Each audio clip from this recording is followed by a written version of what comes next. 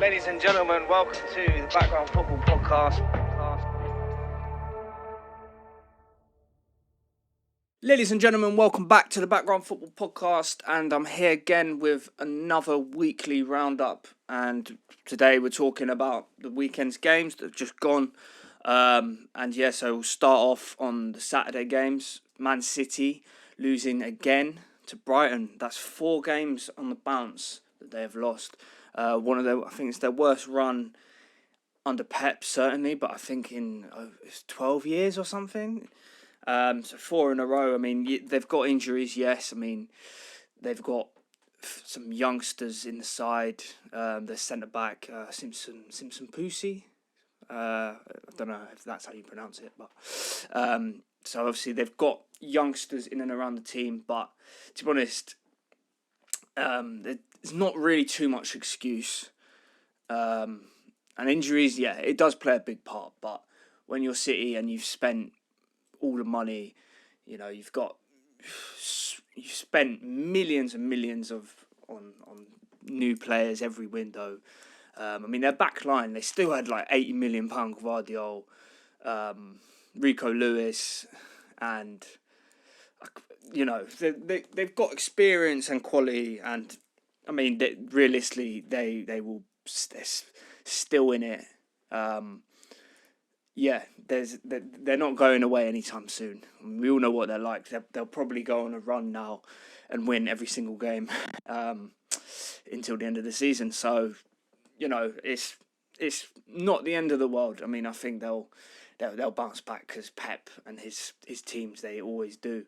They find a way. I mean, Rodri, don't get me right, it's a huge miss. Someone like that is kind of irreplaceable.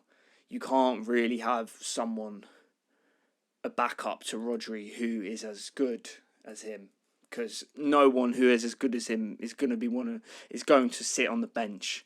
So, yeah, I mean they'll be fine. They're still in it, still second. And then moving on, Liverpool win again, 2-0 against Aston Villa. And to be honest, I'm getting a little bit scared. They look really good. Their attack is just so lethal. I mean, Salah he's just so consistently brilliant that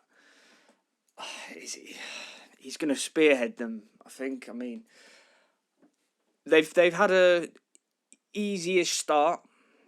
You know, if you compare it to Arsenal's fixtures, you know, their fixtures have definitely been a lot easier. So I think there will be stumbles.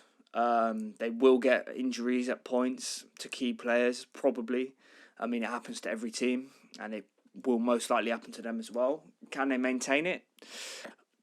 We're just going to have to wait and see. But, yeah, at the moment, they're looking quite kind of scary, and I think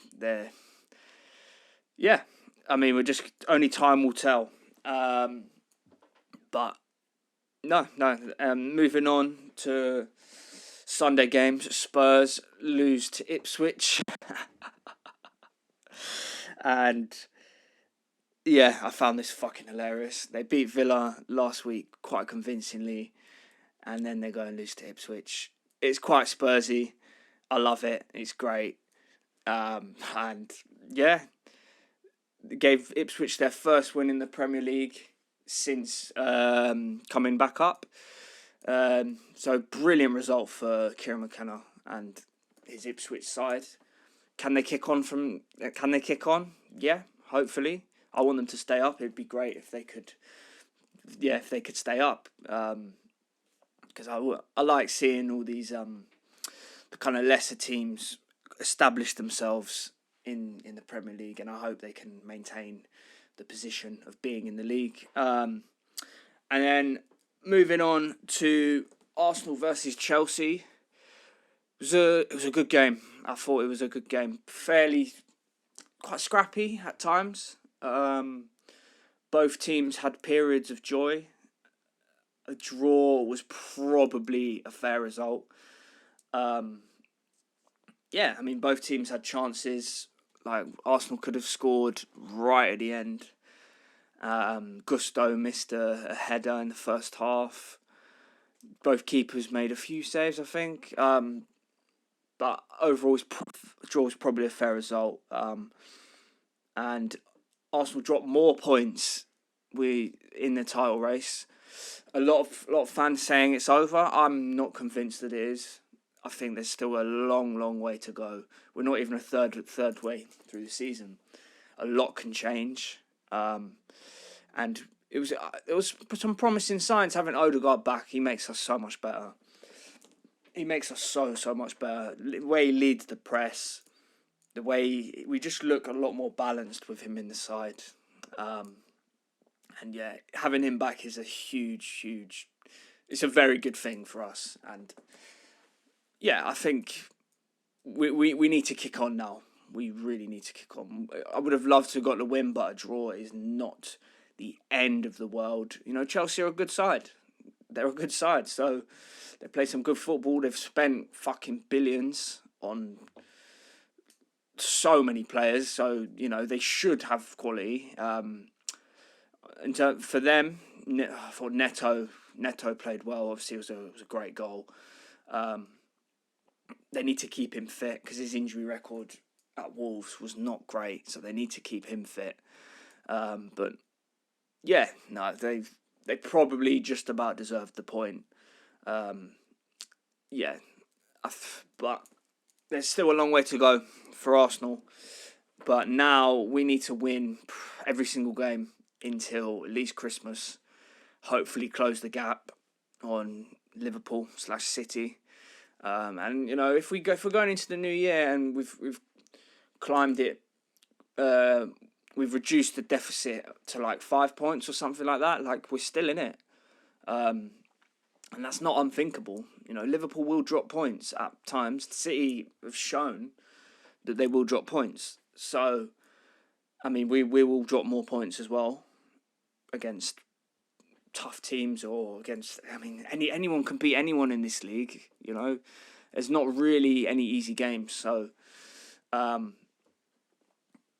no. If we can get it to 5 points by Christmas, yeah, we're right in it. We're right in it. So, and last year Liverpool were 5 points clear around January time, and obviously they ended up finishing third. So, yeah, there's still a long way to go. I'm optimistic about it.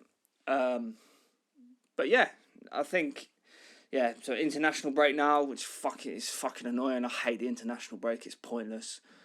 Yeah, I don't even know what the games are, but it's just fucking pointless. Yeah. Anyway, I'll wrap it up there. Just a quick roundup. Thank you guys for watching. Drop a like if you enjoyed the video. Drop a comment as well. Give me your thoughts. Subscribe as well to the channel. So yeah, thank you. See you next time.